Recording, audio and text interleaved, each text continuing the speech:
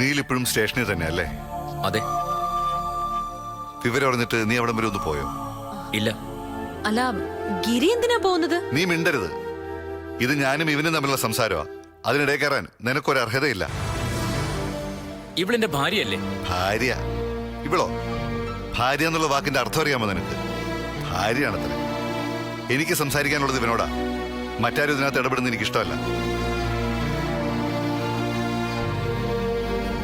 ഏട്ടൻ ഒരു തെറ്റും ചെയ്തിട്ടില്ലെന്ന് എല്ലാവർക്കും അറിയാം, നിനക്കും അറിയാം.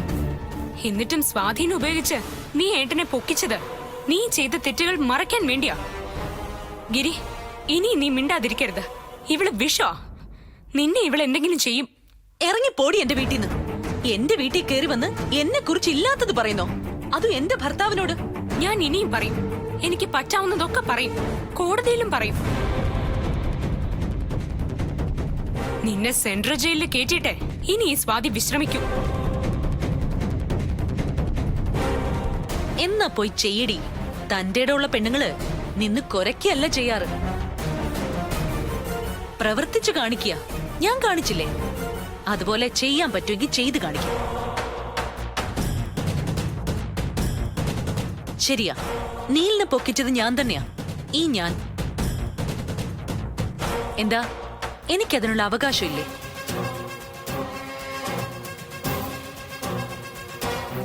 എന്താ അവകാശം? എന്റെ മകനെ പോലീസ് സ്റ്റേഷനിൽ കയറ്റാൻ നിനക്കെന്താ അവകാശമുള്ളത്? പറഞ്ഞു തരാം. അമ്മയെ കൊന്നത് ഞാനാണെന്ന് ഇവളടക്കം എല്ലാരും പറഞ്ഞു. വിൽപത്രം ഞാൻ കൃത്രിമമായിട്ട് ഉണ്ടാക്കിയതാണെന്നും പറഞ്ഞു. അങ്ങനെ ഇവൾക്ക് പറയാമെങ്കിൽ എനിക്ക് തിരിച്ചും പറഞ്ഞൂടെ? പറഞ്ഞോ? പറയുമ്പോ കേൾക്കുന്നവർക്ക് കൂടി തോന്നണം അതിലെന്തെങ്കിലും കഴമ്പുണ്ടെന്ന്. ഉണ്ടടി, കഴമ്പുണ്ട്. സ്വത്ത് മുഴുവൻ എന്റെ പേർക്ക് എഴുതി വെച്ച വിവരം നീലു അറിഞ്ഞു. അങ്ങനെ എഴുതി വെക്കരുതെന്ന് അമ്മയോട് നീലു പറഞ്ഞു. അമ്മ അത് കേട്ടില്ല. ആ ദേഷ്യത്തിന് അമ്മയെ ഇല്ലാതാക്കി. എന്താ, അങ്ങനെ സംഭവിച്ചൂടെ?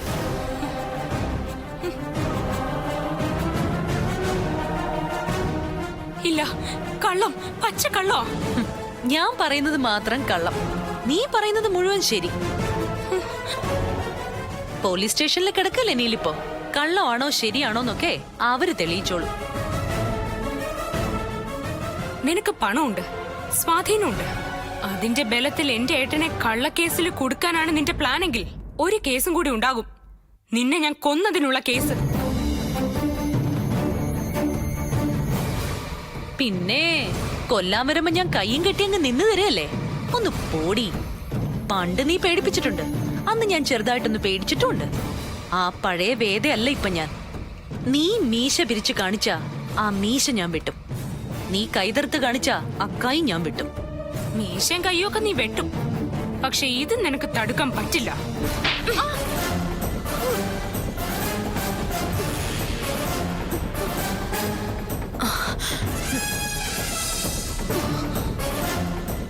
ഇതേ സാമ്പിളാ. ശരിക്കുള്ള വെടിക്കെട്ട് വരാൻ പോകുന്നതേ ഉള്ളൂ. നീ സൂക്ഷിച്ചോ.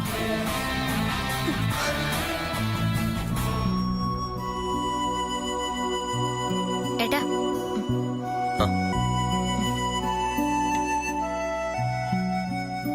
അവനില്ലേ നിന്റെ ചേട്ടൻ? അവനെ വിളിക്ക. ഞാനിവിടെ ഉണ്ട്. ആ, അറിഞ്ഞല്ലോ അല്ലേ വിശേഷങ്ങള്? നീൽ മഹേഷിനെ പോലീസ് പൊക്കി. എന്തിന്? സ്വന്തം അമ്മയെ കൊന്നതിന്. അയ്യോ ദൈവമേ, അവന്റെ ഭാര്യയല്ലേ അന്നിവിടെ വന്നാ തടിച്ചി? ഇനി പറ, അങ്ങനെ ഒരു വീട്ടിൽ നിന്ന് നമുക്കൊരു ബന്ധം വേണോ? സ്വന്തം അമ്മയെ കൊല്ലുന്ന ആളാണ് നീൽ മഹേഷ് എന്ന് ഞാൻ വിശ്വസിക്കുന്നില്ല. ഇതിലെന്തോ ചതിയുണ്ട്. മിണ്ടിപ്പോരുത്. അവനിപ്പോ പോലീസ് സ്റ്റേഷനില്ല. അയ്യോ, ചോദ്യം ചെയ്യല് കഴിഞ്ഞാൽ അറസ്റ്റ് രേഖപ്പെടുത്തും. പിന്നെ താമസം സെൻട്രൽ ജയിലില്ല. നമുക്ക് ഈ ബന്ധം വേണ്ട. നാണക്കേട്. ഓ, ആ ഗൗരിയായിട്ടുള്ള കല്യാണം അങ്ങനെ നടന്നിരുന്നെങ്കിൽ നമ്മൾ എങ്ങനെ നാട്ടുകാരുടെ മുഖത്ത് നോക്കിയേനെ. സ്വന്തം അമ്മ ആരെങ്കിലും കൊല്ലു അമ്മേ? ഏട്ടൻ പറഞ്ഞതുപോലെ ചതിയായിരിക്കും ഇത്. ചതിയാണെങ്കിലും വല്ലെങ്കിലും ആ വീട്ടിൽ നിന്ന് നമുക്ക് ബന്ധം വേണ്ട. ചേടാ, അവളെ കിട്ടിയില്ലെന്ന് പറഞ്ഞേ ഇവൻ ബ്രഹ്മചര്യൊന്നും അനുഷ്ഠിക്കേണ്ടി വരില്ല. അതിനേക്കാൾ നല്ലൊരു പെണ്ണിനെ ഈ അമ്മ കൊണ്ട് തരും. എനിക്ക് വേണ്ടെങ്കിലോ? എന്താ നീ പറഞ്ഞത്? ഏട്ടത്തിയോ? ഏതേട്ടത്തി? എന്നോട് ദേഷ്യപ്പെട്ടിട്ട് എന്താ കാര്യം? വേദയാണ് ഓരോന്നും ചെയ്യുന്നത്. അവൾ അങ്ങനെ ചെയ്യുമ്പോ എനിക്ക് എന്ത് ചെയ്യാൻ പറ്റും? നിനക്കൊന്നും ചെയ്യാൻ പറ്റില്ല. ചെയ്യാൻ പറ്റാത്ത നീ എന്തിനാ ഇങ്ങോട്ട് വന്നത്? എന്റെ അവസ്ഥ കണ്ട് സന്തോഷിക്കാനോ? ഒരിക്കലുമല്ല. അച്ഛൻ ചോദിച്ചു നീലിനെ പോയി കണ്ടോ എന്ന്. ഞാൻ സ്റ്റേഷനിൽ കിടന്നപ്പോ എന്നെ സഹായിച്ചത് നീലല്ലേ? എന്നിട്ട് നീലിനൊരു അപകടം വരുമ്പോ അന്വേഷിക്കാൻ വരാതിരിക്കുന്നത് മോശമല്ലേ? ഓ, അതുകൊണ്ട് വന്നതല്ലേ? അച്ഛൻ അങ്ങനെ പറഞ്ഞില്ലായിരുന്നെങ്കിൽ വരില്ലായിരുന്നു. എന്നല്ല, എന്റെ അവസ്ഥ മനസ്സിലാക്കണം. എനിക്ക് പരിമിതികളുണ്ട്. മോനെ ഗിരി, വേദ കൊടുത്ത കള്ളക്കേസിൽ പെട്ട് നീ അന്നകത്ത് കഴിഞ്ഞപ്പോ ഞങ്ങൾക്ക് വേണമെങ്കിൽ ഇങ്ങനെയൊക്കെ തന്നെ വിചാരിക്കാമായിരുന്നു. ഞങ്ങൾ അത് ചെയ്തില്ല, ചെയ്യാൻ തോന്നിയില്ല. കാരണം നീ ഞങ്ങളുടെ അനിയനായിരുന്നു. നീ അനിയനാണ്, നിന്നെ രക്ഷിക്കേണ്ടത് ഞങ്ങളുടെ ബാധ്യതയാണെന്ന് അന്ന് ഞങ്ങൾ വിശ്വസിച്ചിരുന്നു. അന്ന് എന്റെ ഭാഗത്തായിരുന്നു ന്യായം. എന്ന് വെച്ചാ ഇപ്പൊ ഏട്ടന്റെ ഭാഗത്ത് ന്യായം ഇല്ലെന്ന് നീ തന്നെ ഇത് പറയണം. ഒരു മനുഷ്യൻ അധപതിക്കാൻ തീരുമാനിച്ച അത് എത്രത്തോളം വരുമെന്ന് മനസ്സിലാക്കാൻ നിന്നെ നോക്കിയാ മതി. നീയാണ് അതിന് പറ്റിയ ഏറ്റവും നല്ല ഉദാഹരണം. നീല് തെറ്റൊന്നും ചെയ്തിട്ടില്ലെങ്കിൽ എന്തിനാ പേടിക്കുന്നത്? ചെയ്യാത്ത കുറ്റം നീലിന്റെ തലയെ കെട്ടിവെക്കാനൊന്നും ആർക്കും പറ്റില്ല. വേദയെ അപമാനിച്ചു എന്ന് പറഞ്ഞ് നീ അന്ന് അകത്ത് കിടന്നപ്പോ ഞങ്ങൾക്കിങ്ങനെ തോന്നിയില്ലല്ലോ. അന്ന് നിന്നെ പുറത്തിറക്കാൻ ഞങ്ങൾ സഹായിച്ചില്ലായിരുന്നെങ്കിൽ സ്ത്രീ പീഡന കുറ്റത്തിന് നീ ഇപ്പോഴും ജയിലിൽ കിടന്നേനെ. ചെയ്യാത്ത കുറ്റം ചെയ്ത കുറ്റമാക്കാനും ചെയ്ത കുറ്റം ചെയ്യാത്ത കുറ്റമാക്കാനും കഴിവുള്ളവളാ നിന്റെ ഭാര്യ. അതുകൊണ്ടേ തത്വമൊന്നും പറയണ്ട. വന്ന ജോലി കഴിഞ്ഞെങ്കിൽ തിരിച്ചു പോവാൻ നോക്ക്. വേണ്ട, ഇവിടെ വന്നൂന്നറിഞ്ഞ നിന്റെ ഭാര്യ നിന്നെ പട്ടിണിക്കിടും. വെറുതെ എന്തിനാ സ്വന്തം കഞ്ഞുകൂടി മുട്ടിക്കുന്നത്? ഞാൻ വന്നത് സഹായം വല്ലതും വേണമെന്ന് ചോദിക്കാൻ കൂടിയാ. വക്കീലിന് വല്ലതും ഏർപ്പാടാക്കണോ? മോനെ ഗിരി, നീ എന്താണെന്നും ഇനി അങ്ങോട്ട് എങ്ങനെയായിരിക്കുമെന്നും കൃത്യമായിട്ട് മനസ്സിലാക്കിയവരാ ഞാനും എന്റെ ഏട്ടനും. രക്തബന്ധം എന്നൊക്കെ പറയുന്നത് വെറും പൊള്ളത്തരമാണെന്ന് നീ ഞങ്ങളെ പഠിപ്പിച്ചു. കടമ കഴിക്കാൻ വേണ്ടി ഒരു വരവും ചോദ്യവും. നിന്റെ സഹായമൊന്നും എനിക്ക് ആവശ്യമില്ല. വക്കീലിന്റെ സഹായവും വേണ്ട. എന്റെ ഏട്ടൻ തെറ്റൊന്നും ചെയ്തിട്ടില്ലെന്ന് എനിക്ക് നല്ല ബോധ്യമുണ്ട്. അതുകൊണ്ട് ഏട്ടനെ ഞാൻ പുറത്തിറക്കിക്കോളാം. എന്നെ അന്യനായിട്ട് കാണുന്നത് നിങ്ങൾ തന്നെയാ. സഹായിക്കാൻ വരുന്ന ഒരാളോട് ഇങ്ങനെയാണോ പെരുമാറുന്നത്? വെറുതെ അല്ല വേദ പറയുന്നത്. നിങ്ങൾ വല്ലാതെ മാറിപ്പോയി.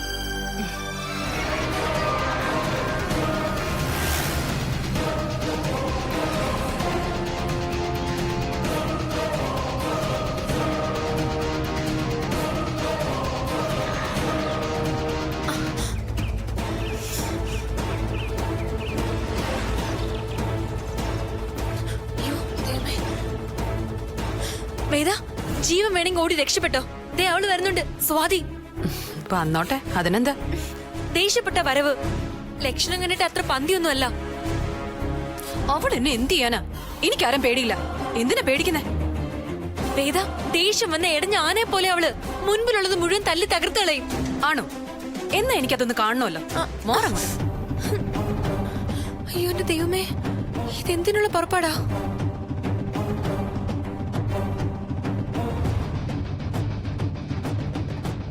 ഇതിൽ കോർക്കും ഞാൻ അവളെ. എന്നെ അവൾക്ക് ശരിക്കും അറിയില്ല. വേദ,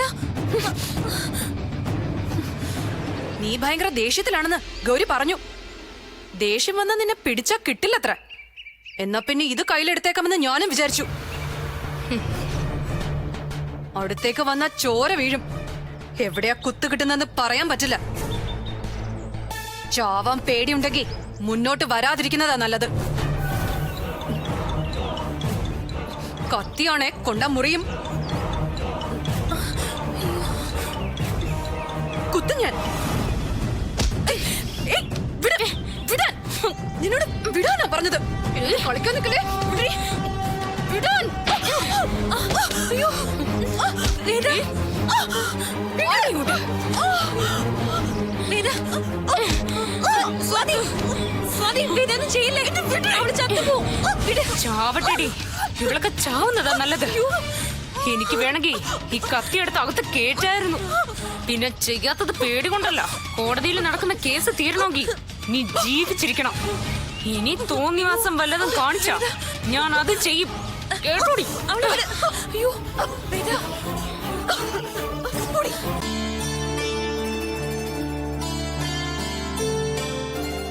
നീ എവിടെ പോയതാ? എനിക്ക് ഇഷ്ടമുള്ളിടത്തേക്ക്. എനിക്കെന്തെങ്കിലും സംഭവിച്ചാ ഭർത്താവ് തിരിഞ്ഞു നോക്കില്ല എന്ന് മനസ്സിലായി.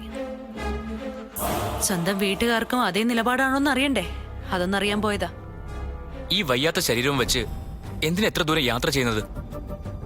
ഹോ, ഇപ്പൊ ചോദ്യങ്ങൾ ചോദിക്കാൻ എന്തൊരു ഉത്സാഹം.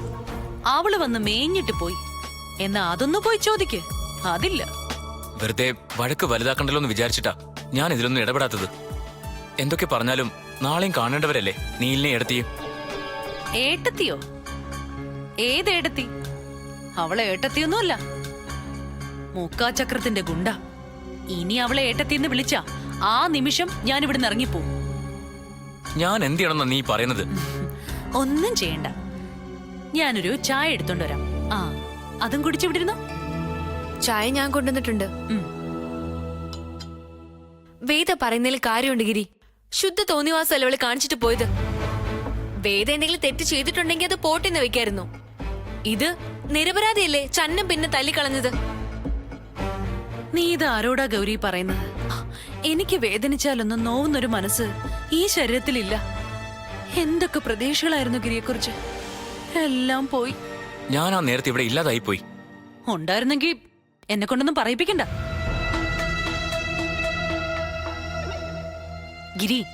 ഗിരിക്കാണ് ഇങ്ങനൊരു അനുഭവം വന്നിരുന്നെങ്കിൽ ആ സെക്കൻഡിൽ ഞാൻ ചെന്നേനെ ചെയ്തവന്റെ വീട്ടിലേക്ക്. എനിക്ക് പറ്റിയില്ലെങ്കിൽ പറ്റുന്നവരെ കൊണ്ട് ഞാൻ ചെയ്യിപ്പിക്കെങ്കിലും ചെയ്തേനെ. ഇതൊരുമാതിരി പഴങ്ങഞ്ഞ സ്വഭാവം. ഗിരി എന്റെ ഭർത്താവാണെന്ന് ഓർക്കുമ്പോ പുച്ഛം തോന്നും എനിക്ക്. എന്നാ നമുക്കൊരു കാര്യം ചെയ്യാം, പോലീസ് സ്റ്റേഷനിൽ ഒരു കംപ്ലൈന്റ് കൊടുക്കാം. ഇതെന്റെ അമ്മയും പറഞ്ഞു, കംപ്ലൈന്റ്. നാണോ ഇല്ലല്ലോ ഇങ്ങനെ പറയാൻ. നാളെ എന്നെ ഏതെങ്കിലും ഒരാൾ ഉപദ്രവിച്ചാലും ഗിരി ഇത് തന്നെ പറയുമല്ലോ. എടാ, നിന്റെ ഭാര്യ കൊടുത്ത പരാതിയില്ലല്ലേ എന്നെ പോലീസുകാർ കൊണ്ടുപോയത്. അവർക്ക് സത്യം ബോധ്യപ്പെട്ടതുകൊണ്ട് എന്നെ വിട്ടു. പക്ഷേ അതുകൊണ്ട് എന്റെ വ്യക്തി ജീവിതത്തിലുണ്ടായ നഷ്ടം എത്ര വലുതാണെന്ന് നിനക്കറിയോ? അഭിനയിച്ചുകൊണ്ടിരിക്കുന്ന സിനിമയെന്ന് എന്നെ അവർ മാറ്റി. അതിനെ ഇത്ര ദുഃഖിക്കൊന്നും വേണ്ട. ആ സിനിമ നടന്നതേ വേദയുടെ സ്വർണം വിറ്റ് കാശുകൊണ്ടല്ലേ. യോഗം ഇല്ലാത്തൊരു സ്ഥലത്ത് നിന്നെ കയറ്റിയിരുത്താൻ ഞാൻ ശ്രമിച്ചു. അത് ദൈവത്തിന് ഇഷ്ടപ്പെട്ട് കാണില്ല, അതുകൊണ്ട് പോയതാ. അല്ലാതെ വേദ ചെന്ന് പറഞ്ഞതുകൊണ്ടല്ല. വേദ അങ്ങനെയൊന്നും ചെയ്തിട്ടില്ല. ഗിരി, നിനക്ക് നിന്റെ ഭാര്യ മാലാഖയായിരിക്കും, ഞങ്ങൾക്ക് അങ്ങനെ അല്ല. അതെനിക്ക് മനസ്സിലായി. അതുകൊണ്ടാണല്ലോ ഒരു തെറ്റും ചെയ്യാത്ത അവളെ ശരിക്കിട്ട് തല്ലിയത്. ഇനിയും തല്ലും. തോന്നിയാസം കാണിച്ചാ ഇനിയും ഞാൻ അവളെ തല്ലും. അറിയാലോ എന്നെ. ക്ഷമിച്ചാ ഏതറ്റം വരെയും ക്ഷമിക്കാൻ കഴിയുന്നവളാ ഞാൻ. എന്നിട്ട് ഉപദ്രവിക്കാൻ വന്നാ പിന്നെ ഞാൻ എന്ത് ചെയ്യണം? എടാ, നീ ഇവിടെ നിന്ന് വാചു അടിക്കുന്നതിന് പകരം അവളെ നന്നാക്കാൻ നോക്ക്. അല്ലെങ്കിൽ ഒടുക്കം നിനക്ക് തന്നെ അത് പ്രശ്നമാവും. എന്റെ ഭാവി ഓർത്ത് നിങ്ങൾ ആരും പേടിക്കണ്ട. എന്നെ നോക്കാൻ എനിക്കറിയാം. വേദയ്ക്ക് കുറച്ച് കാശുണ്ടായിപ്പോയി, പഠിപ്പും വിവരവും ഉണ്ടായിപ്പോയി. അതിനിങ്ങനെ ശിക്ഷിക്കണോ? അവളോട് അസൂയ ഉണ്ടെങ്കിൽ അതും മനസ്സിൽ വെക്കണം. കയ്യേറ്റം ചെയ്യല്ല വേണ്ടത്. അസൂയോ? അവളോടോ? എന്തിന്? അതിനവക്ക് എന്ത് യോഗ്യത ഉള്ളത്? എടാ, ഒരു പെണ്ണിന്റെ യോഗ്യത സൗന്ദര്യമോ പഠിപ്പോ മാത്രമല്ല, നല്ലൊരു മനസ്സും ഉണ്ടാവണം. അതവക്കുണ്ടോ? നിനക്കെങ്ങനെ അവളെ ന്യായീകരിക്കാൻ പറ്റുന്നേ? കുറച്ചു കാലം മുമ്പ് വരെ നീ ഇങ്ങനൊന്നും അല്ലായിരുന്നല്ലോ. ഇപ്പോഴല്ലേ സത്യം മനസ്സിലായത്. എന്ത് സത്യം? എന്ത് സത്യം നീ മനസ്സിലാക്കിയത്? ഞാനും വേദയും എന്നും തമ്മിൽ തല്ലി കാണാനായിരുന്നു നിങ്ങൾക്കിഷ്ടം. അപ്പൊ നിങ്ങൾക്ക് തനിച്ച് ഭരിക്കാലോ വീട്. അത് നടക്കാതെ വന്നപ്പോ ഇറങ്ങിയിരിക്കുക ഓരോ നുണയും കൊണ്ട്.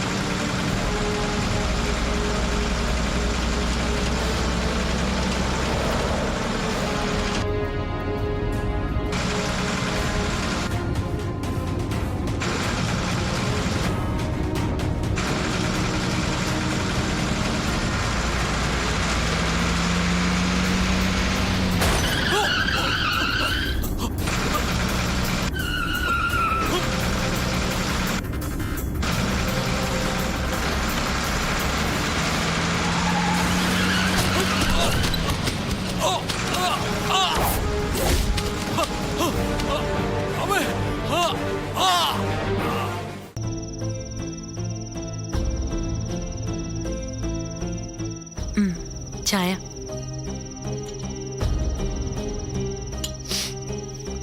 നമുക്ക് അവിടെ വരെ ഒന്ന് പോയാലോ? എവിടെ വരെ? ആശുപത്രിയിൽ. നീലിനെ കാണാനോ? അതെ. അതെന്താ ഇപ്പൊ അങ്ങനെ തോന്നാൻ? അല്ല, ആക്സിഡന്റ് അല്ലേ സംഭവിച്ചത്. പോയി കാണേണ്ടത് നമ്മുടെ കടമയല്ലേ? കടമയൊക്കെ തന്നെയാ. പക്ഷേ ആ ബോധം തിരിച്ച് അവർക്കുണ്ടാവോ? നമ്മൾ ചെല്ലുമ്പോ നമ്മളോട് അവര് മോശമായിട്ട് പെരുമാറിയ എന്ത് ചെയ്യും? അങ്ങനെയൊന്നും ചെയ്യില്ല. എന്ന് ഗിരിക്ക് എങ്ങനെ അറിയാം? അവസരം കിട്ടിയപ്പോഴൊക്കെ അത് പാഴാക്കാത്തവളാ സ്വാതി. ഈ ആക്സിഡന്റ് വെറും ഒരു ആക്സിഡന്റ് അല്ല, നമ്മൾ കാശ് കൊടുത്ത് ചെയ്യിച്ചതാണെന്ന് വരെ അവള് ചിലപ്പോ പറഞ്ഞേക്കാം. നമ്മളെ താറടിച്ചു കാണിക്കലാണല്ലോ അവളുടെ പ്രധാന പരിപാടി. ഇനി അങ്ങനെ വല്ല രീതിയിലും സംഭവിച്ചതാണോ ഈ ആക്സിഡന്റ്? മനസ്സിലായില്ല. അല്ല, അന്ന് നിന്നെ തല്ലിയതിന് പ്രതികാരം ചെയ്യുമെന്ന് പറഞ്ഞിരുന്നല്ലോ. അതിനുവേണ്ടി നിന്റെ അച്ഛനെയും ആങ്ങളെയും ഏർപ്പാടാക്കിയെന്നും പറഞ്ഞിരുന്നു. ഈ അപകടവും ആ ഏർപ്പാടും തമ്മിൽ എന്തെങ്കിലും ബന്ധമുണ്ടോ? ഇതാണ് കുഴപ്പം. ഗിരിക്ക് വരെ അങ്ങനെ തോന്നി, പിന്നെ അവർക്ക് തോന്നാതിരിക്കോ? എന്താ ഗിരി, എന്താ പ്രശ്നം? നീലിന് നടന്ന അപകടം ഞാൻ വരുത്തി വെച്ചതാണെന്നാ പറയുന്നത്. ഞാൻ അങ്ങനെയല്ല പറഞ്ഞത്. എങ്ങനെ പറഞ്ഞാലും ഉദ്ദേശിച്ചത് അത് തന്നെയാ. എന്റെ ഒരു കഷ്ടകാലം നോക്ക്. അവർക്ക് എന്ത് സംഭവിച്ചാലും അതെന്റെ തലയിലാ വരുന്നത്. ഗിരി, വേദിക്ക് സ്വാതിയോടും നീലിനോടും ദേഷ്യമുണ്ടെന്നുള്ള കാര്യമൊക്കെ ശരിയാ. എന്ന് വെച്ചിട്ട് ഇതുപോലൊരു ആക്സിഡന്റ് ഒന്നും വേദ നടത്തത്തില്ല. നിനക്കത് മനസ്സിലായി, മനസ്സിലാകേണ്ട ആൾക്കത് മനസ്സിലായില്ല. ഇത് അത് തന്നെയാ ഗൗരി, കൈവശം. എങ്ങനെയൊക്കെ നമ്മളെ ദ്രോഹിച്ചാലും ഇപ്പോഴും കണ്ടില്ലേ ഗിരിക്ക് അവരോടുള്ള സ്നേഹം. എനിക്ക് അവരോട് സ്നേഹമൊന്നുമില്ല. അപകടം വന്നാൽ പോകുന്നതും കാണുന്നതും ഒക്കെ പതിവുള്ളതല്ലേ. അതോർത്തു പറഞ്ഞേ ഉള്ളൂ. എന്നാ പോവണ്ട. എനിക്കിഷ്ടമില്ലാത്തതൊന്നും ഗിരി ചെയ്യണ്ട. എന്നെ അടിമയാക്കാന്നാണോ നീ വിചാരിച്ചു വെച്ചിരിക്കുന്നേ? അങ്ങനെയല്ല. ആശുപത്രി ചെന്നാ അവള് വയലന്റ് ആവുന്ന എനിക്ക് ഉറപ്പാ. അത് കാണുന്നവരില് പല സംശയങ്ങളും ഉണ്ടാക്കും. വെറുതെ എന്തിനാ അനാവശ്യമായ ഒരു പ്രശ്നം എടുത്ത് തലയിൽ വെക്കുന്നത്? അല്ലെങ്കിൽ തന്നെ കഷ്ടകാലോ. അതിനിടയിൽ ഇങ്ങനെ ഒരു തലവേദന കൂടെ വേണ്ട. എന്നാ നീ വരണ്ട, ഞാൻ മാത്രം പൊയ്ക്കോളാം. വേണ്ടെന്ന് പറഞ്ഞില്ലേ? അത്രയ്ക്ക് സ്നേഹമൊന്നും അവരോട് വേണ്ട. അവള് തല്ലിയതിന്റെ വേദന ഇപ്പോഴും എനിക്ക് മാറിയിട്ടില്ല. ഇങ്ങോട്ട് അവര് കാണിക്കാത്ത പരിഗണനയൊന്നും അങ്ങോട്ടും വേണ്ട. എങ്ങനെയുണ്ട് നീലിന്? വേറെ കുഴപ്പമൊന്നുമില്ല. വീൽ ചെയറിൽ കഴിയേണ്ടി വരും കുറച്ചു ദിവസം. നീലിനെ ഇടിച്ച വണ്ടി നീല് കണ്ടില്ലായിരുന്നു അല്ലേ? ഇല്ല. എന്നാ കണ്ടവരുണ്ട്. അവര് പറയുന്നത് കേൾക്കുമ്പോ അതൊരു ആക്സിഡന്റ് ആണെന്ന് വിശ്വസിക്കാൻ പ്രയാസമുണ്ട്. ആ, താനിങ്ങോട്ട് വന്നേ. ഇയാള് സംഭവ സ്ഥലത്തുണ്ടായിരുന്ന ആളാ. ആ വണ്ടി നീലിനെ തന്നെ ഫോളോ ചെയ്ത് വന്നു എന്നാ ഇയാള് പറയുന്നേ. അത് മനഃപൂർവ്വം ഇടിച്ചതാ, അല്ലാതെ അപകടമൊന്നുമല്ല. ഇടിച്ചതാര്, എന്തിന്? ഈ 2 ചോദ്യങ്ങൾക്കുള്ള ഉത്തരം കിട്ടണമെങ്കിൽ വണ്ടി കണ്ടുപിടിക്കണം. പ്രശ്നം എന്താന്ന് വെച്ചാ സംഭവം കണ്ട ഇയാൾക്ക് പോലും വണ്ടിയുടെ നമ്പർ ഓർമ്മയില്ല. പിന്നെ ആശ്രയിക്കാവുന്ന CCTVയാ, അതിലും വണ്ടി പതിഞ്ഞിട്ടില്ല. അതിനർത്ഥം എന്താണെന്നാ സ്വാതിക്ക് മനസ്സിലായത്? എല്ലാം വ്യക്തമായി ആസൂത്രണം ചെയ്താണെന്നാ. ആ ഭാഗത്തെ CCTV മുഴുവൻ ആ സമയത്ത് ഓഫായിരുന്നു. അപ്പൊ ഏട്ടനെ കൊല്ലാൻ വേണ്ടി തന്നെയാണോ ഇത് ചെയ്ത്? അതെ, ഭാഗ്യം കൊണ്ട് മാത്രമാ നീലു രക്ഷപ്പെട്ടത്. ഇതങ്ങനെ വെറുതെ വിടാൻ പാടില്ല സ്വാതി. അന്വേഷണം ഉണ്ടാവണം, പ്രതികളെ പിടിക്കുകയും വേണം. പക്ഷെ പോലീസ് വന്നപ്പോ ഏട്ടനൊന്നും ഓർമ്മയില്ലെന്നാണല്ലോ പറഞ്ഞത്. അതിനെന്താ, ഏട്ടനൊന്നും ഓർമ്മയില്ല. എന്നാലും അത് വെറും അപകടമല്ലെന്ന് സംശയിക്കാലോ. അങ്ങനെ സംശയം ഉണ്ടെന്ന് പറഞ്ഞ ഒരു പരാതി എഴുതി തരണം. നീല് തന്നില്ലെങ്കിലും സ്വാതി എഴുതി തന്നാ മതി. അത് വച്ച് ഞാൻ അന്വേഷിക്കും. പിന്നെ ദൃക്സാക്ഷിയുണ്ട്, പിന്നെ വണ്ടി. അതെത്ര ശ്രമിച്ചിട്ടാണെങ്കിലും ഞാൻ കണ്ടുപിടിച്ചിരിക്കും. ഇതിന്റെ പിന്നിലും അവള് തന്നെയായിരിക്കും, ആ വേദ. ആരായിരുന്നാലും നമ്മൾ പിടിക്കും. ഒരു പരാതി കൈ കിട്ടേണ്ട താമസേ ഉള്ളൂ.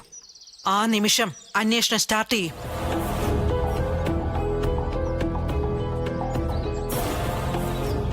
സ്വാതി എന്താ ആലോചിക്കുന്നത്? അമ്മയെ കൊന്നു, ഇപ്പതാ ഏട്ടന്റെ നേരെ. ഇതിങ്ങനെ തുടർന്നാ ശരിയാവില്ലല്ലോ മാഡം. അത് തന്നെയാ ഞാനും പറയുന്നത്. ഇതങ്ങനെ നിസ്സാരമായി വിടാൻ പാടില്ല. ഇപ്പോഴേ പൂട്ടിയില്ലെങ്കിൽ ഇത് വളരും. ഇപ്പൊ രക്ഷപ്പെട്ടതുപോലെ എപ്പോഴും അങ്ങനെ ആയിക്കൊള്ളണമെന്നില്ല. പേടിക്കണ്ട, തല്ലാനും വഴക്കിടാനും ഒന്നും അല്ല ഞാൻ വന്നത്. നിനക്ക് സന്തോഷം തരുന്ന ഈ കാഴ്ച കാണിച്ചു തരാനാ.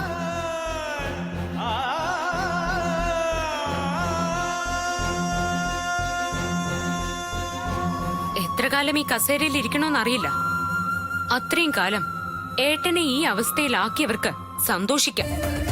കണ്ടോ ഗിരി, ഞാൻ ഇപ്പൊ പറഞ്ഞ നാവെടുത്തതല്ലേ ഉള്ളൂ. ഇവള് പറയുന്നത് ഗിരി കേട്ടോ? അതെ, നീലിന് ഇങ്ങനൊരു അവസ്ഥ വന്നതില് എല്ലാവർക്കും വിഷമമുണ്ട് എന്ന് കരുതി മുനവച്ചുള്ള സംസാരമൊന്നും വേണ്ട. നിനക്ക് എന്തറിയാം? കൊല്ലാനാ കാശ് കൊടുത്തു വിട്ടത്. എനിക്ക് യോഗം ഉള്ളതുകൊണ്ട് ഇങ്ങനെയെങ്കിലും തിരിച്ചു കിട്ടി. മോനെ, എടാ നീലെ, നിന്നെ ഈ അവസ്ഥ കാണേണ്ടി വന്നല്ലോടാ. സാരമില്ല അച്ഛാ, ജീവൻ തിരിച്ചു കിട്ടിയല്ലോ, അത് തന്നെ വലിയ ഭാഗ്യം. ഈ കാഴ്ച കാണുമ്പോ ചിലര് സന്തോഷിക്കുന്നുണ്ടച്ചാ. അതവര് പുറത്ത് കാണിക്കുന്നില്ലെങ്കിലും എനിക്കത് കാണാം. അവർക്ക് തൃപ്തി ആയിക്കോട്ടെ എന്ന് കരുതിയാ വീട്ടിലേക്ക് പോകുന്ന വഴിക്ക് ഇവിടെ കയറിയത്. നിന്നെ ഈ അവസ്ഥയിലാക്കിയത് ആരായാലും അവരനുഭവിക്കും. മനസ്സുരുകിട്ടാ ഞാൻ ശപിക്കുന്നേ. അവരും അവരുടെ തലമുറയും ഇതേ വേദന അനുഭവിക്കും. നോക്കിക്കോ. നിങ്ങളൊക്കെ പറയുന്ന കേട്ടാ തോന്നുമല്ലോ ഇവിടെ ആരോ മനഃപൂർവ്വം ചെയ്യിച്ചാണെന്ന്.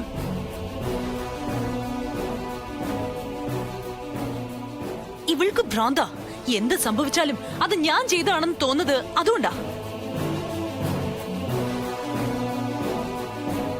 പോയി നല്ലൊരു സൈക്കോളജിസ്റ്റിനെ ചെന്ന് കാണ്, എന്നിട്ട് കൗൺസിലിംഗ് നടത്ത്. അല്ലാതെ രക്ഷയില്ല. സൈക്കോളജിസ്റ്റിനെ ഞാൻ കാണുന്നുണ്ട്, കൗൺസിലിംഗ് നടത്തും. ഇപ്പോഴല്ല, പിന്നീട്. അതിനു മുമ്പ് ചെയ്യേണ്ടതൊക്കെ ഞാൻ ചെയ്യും. ഈ പറഞ്ഞതില് ഒരു ഭീഷണിയുടെ സ്വരമുണ്ട്. നിങ്ങൾക്ക് കഷ്ടകാലം വന്നതിന് ഞങ്ങൾ എന്ത് പഴിച്ചു? അങ്ങനെ ചോദിക്കുക ഗൗരി.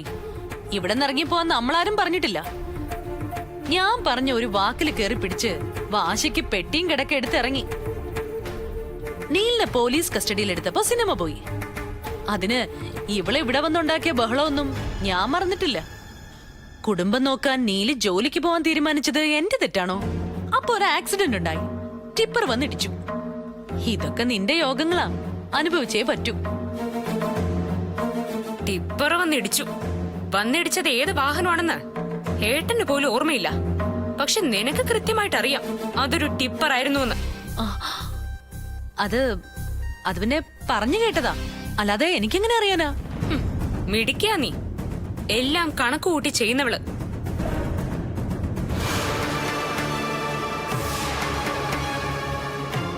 പക്ഷെ നീ ഒരു കാര്യം മനസ്സിലാക്കിക്കോ, ഈ താലിക്ക് ബല ഇത്തിരി കൂടുതലാ. നീ പറഞ്ഞു വിട്ട വണ്ടി ഈ സിറ്റി തന്നെ കാണുമല്ലോ, അത് ഞങ്ങൾ കണ്ടുപിടിക്കും.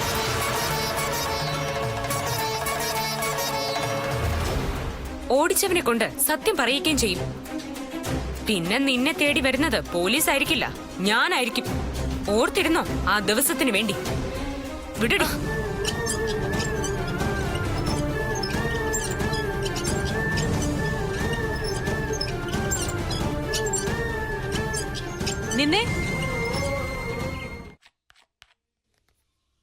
നിനക്ക് സന്തോഷമായോ? ആയി. ഈ കല്യാണം നടക്കുന്ന ഒരു പ്രതീക്ഷ എനിക്കുണ്ടായിരുന്നില്ല. വേദ കാരണം ഇത് നടക്കുന്നത്. താങ്ക്സ് വേദ. താങ്ക്സോ? നിന്റെ കല്യാണം നടത്തേണ്ടത് എന്റെ കടമയല്ലേടി? അതിന് നന്ദി പറയുന്നോ? നന്ദിയൊന്നും വേണ്ട. എന്നും ഇത് ഓർമ്മയുണ്ടായാൽ മാത്രം മതി. മറക്കാൻ പറ്റുമോ? ഒരിക്കലും മറക്കില്ല. എന്നും ഈ കടപ്പാട് എനിക്കുണ്ടായിരിക്കും. പക്ഷേ ഒരു കണ്ടീഷനുണ്ട്. ആരും എതിർക്കാൻ പാടില്ല. എതിർക്കില്ല എന്ന് രണ്ടാളും വാക്ക് തന്നാലേ ഞാനിത് പറയും. പറയട്ടെ? പറഞ്ഞോ, എന്താ? വാക്കുതാ. ഞാൻ എപ്പോഴേ തന്നു. ഗിരിയോ? നീ കാര്യം എന്തെന്ന് പറ. ആദ്യം വാക്കുതാ, എന്നിട്ട് പറയാം.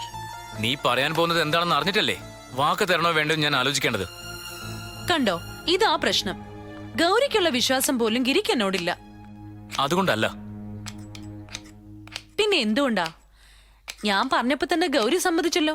ഗിരി എന്താ അത് ചെയ്യാതിരുന്നത്? എന്നെ ഇപ്പോഴും ഒരു കൈ അകലത്തിലാ ഗിരി നിർത്തിയിരിക്കുന്നത്. നീ ഇങ്ങനെ സില്ലിയായിട്ട് സംസാരിക്കല്ലേ.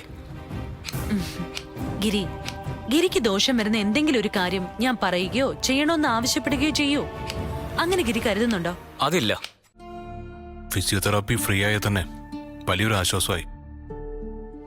പിന്നെ മരുന്ന്, അത് ജനൌഷധിയിൽ നിന്ന് വാങ്ങിയാൽ മതി. 30% വരെ വിലക്കുറവ് കിട്ടും. എവിടെയൊക്കെ കാശ് ലാഭിക്കാൻ പറ്റുമോ അവിടെയൊക്കെ ലാഭിക്കണം. അങ്ങനെ ഓരോന്നും പിടിക്കണം. എന്നും കാശ് തന്ന് സഹായിക്കാൻ ശ്യാമള മേഡത്തിനോ രാഹുലിനോ ഒന്നും കഴിഞ്ഞൊന്നും വരില്ല. ഏട്ടൻ പേടിക്കണ്ട. കാശിന് അത്രയ്ക്ക് ബുദ്ധിമുട്ട് വന്നാ എന്റെ ഒരു വള വിൽക്കാം. കാശുണ്ടാകുമ്പോ വാങ്ങാം. സ്വർണത്തിനിപ്പോ നല്ല വിലയുള്ള സമയം. 2 മാസത്തെ ചെലവ് നടത്താൻ ഒരു വള തന്നെ ധാരാളം. വിറ്റാലും അതിന്റെ ഇരട്ടിയായിട്ട് ഞാൻ വാങ്ങിച്ചു തരും. എനിക്ക് ആഭരണത്തിലൊന്നും അത്ര കമ്പമില്ലെന്ന് ഏട്ടൻ അറിയില്ലേ? സ്വർണ നിക്ഷേപമാണ്. കാശില്ലാത്തപ്പോ ഇത് ഉപകരിക്കും. അങ്ങനെ ഞാൻ കാണുന്നുള്ളൂ. അതുകൊണ്ട് വാങ്ങി തന്നില്ലെങ്കിലും എനിക്ക് പ്രയാസമൊന്നുമില്ല. ആ ദേ രാഹുലേട്ടൻ. ആ രാഹുലോ, ഭക്ഷണം കഴിച്ചാണോ? ഇല്ലെങ്കിൽ കഞ്ഞി കൊണ്ട് എടുക്കാം. ഒന്നും വേണ്ട, ഞാൻ കഴിച്ചിട്ടാ വന്നത്. ആ ആ പിന്നെ ഒരു ന്യൂസ് ഉണ്ട്. പകുതി സന്തോഷവും പകുതി ദുഃഖവും തരുന്നൊരു ന്യൂസാ. എന്താ അത്? ഗൗരിയുടെ കല്യാണം തീരുമാനിച്ചു. രാജീവാണ് വരൻ. ആണോ? നന്നായി. പക്ഷേ ഞാൻ അറിഞ്ഞത് ആ കല്യാണത്തിന് നിങ്ങളെ ക്ഷണിക്കില്ലെന്ന.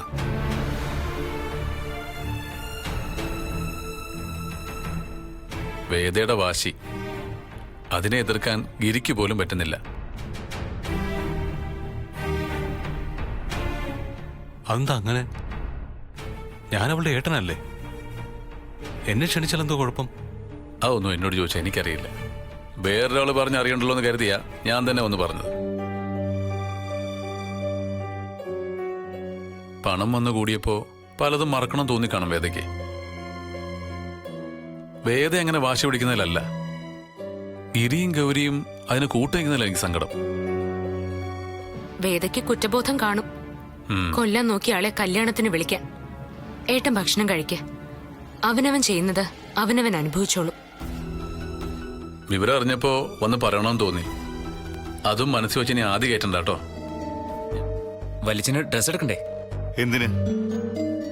ഞാനെന്ന് കല്യാണത്തിനിട്ട് ആ ഡ്രസ്സ് തന്നെ ഇട്ടോളാം. ഇപ്പൊ എങ്ങനെയുണ്ട്? ഞാൻ പറഞ്ഞത് ശരിയായില്ലേ? വല്യച്ഛൻ അഭിമാനിയാ. വേദ കല്യാണം നടത്തുന്നോണ്ട് 1 രൂപ പോലും ചെലവാക്കാൻ വല്യച്ഛന് താല്പര്യമില്ല. പക്ഷേ അവർക്ക് വാങ്ങിക്കൊടുക്കണം. നീലിനും സ്വാധിക്കും. എന്റെ കൈ കൊണ്ട് തന്നാ മതി, ഞാൻ കൊണ്ട് കൊടുത്തോളാം. അത് അങ്ങനെ മതി. വേറൊന്നും അല്ല വല്യച്ഛ, നീലും സ്വാധീനം കല്യാണത്തിനുണ്ടാവില്ല. ഉണ്ടാവില്ലേ എന്ന് ആര് പറഞ്ഞു? പറഞ്ഞത് അവര് തന്നെയാ. കല്യാണം വിളിക്കാൻ ചെന്ന ചൂലെടുത്ത് ആട്ടുന്ന അവള് പറഞ്ഞു.